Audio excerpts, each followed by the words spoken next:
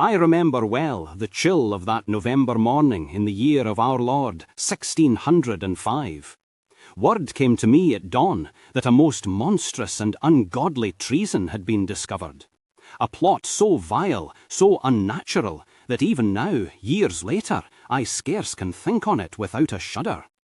They called it the Gunpowder Plot, and its purpose was nothing less than the destruction of my person, my family, and my Parliament, all blown to pieces by fire and powder in a single thunderous moment. It had been but 2 years since I came from Scotland to take up the crown of England. I had hoped to bring peace and unity to this realm, to end the divisions between Protestant and Catholic that had long plagued the kingdom. I was not born an enemy to the Catholics. Indeed, I had promised tolerance, so long as they lived peaceably under my rule. But it seems there are always some who mistake kindness for weakness and mercy for neglect. Among those who could not accept a Protestant king were men driven by fanaticism, persuaded that God himself willed them to destroy us all. The plot was cunningly contrived. A band of conspirators, led by Robert Catesby and including one Guy Fawkes, had rented a cellar beneath the very House of Lords.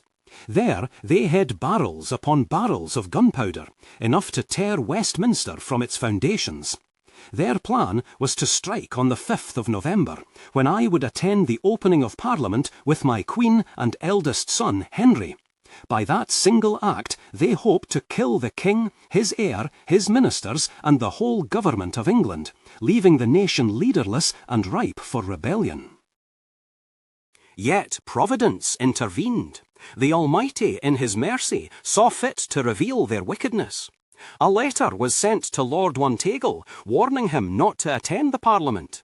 It was vague, yet suspicious enough that my councillors brought it to me. I read it myself by candlelight, and my mind was instantly fixed upon the meaning of the words. They shall receive a terrible blow, it said, and I, remembering the old Roman use of gunpowder in mines, guessed that some infernal explosion was intended. We ordered a search of the Parliament cellars. There, in the dim light of a lantern, they found a man, Fawkes, guarding 36 barrels of gunpowder. He called himself John Johnson, servant to Percy, but his defiance betrayed him. When they brought him before me, his face was calm, his manner proud. He confessed little at first, but under questioning, the full horror of the scheme was laid bare. They had intended not only to destroy me, but to set my young daughter, Elizabeth, upon the throne as a puppet under their control. Such wickedness could only be born of delusion. The conspirators were hunted down, captured and executed, justice swift and sure. Yet I took no joy in their deaths.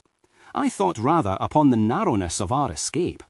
Had they succeeded, the kingdom would have been cast into chaos, and perhaps England itself might have perished in the flames.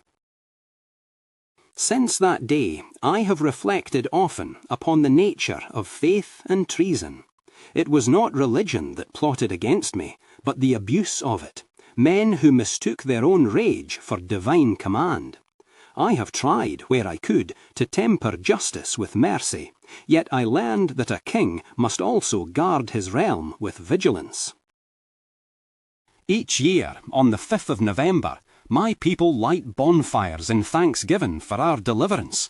The bells ring out across the land, and the sky is filled with fire, not the fire of treachery, but of celebration. It pleases me that they remember, for remembrance keeps the peace.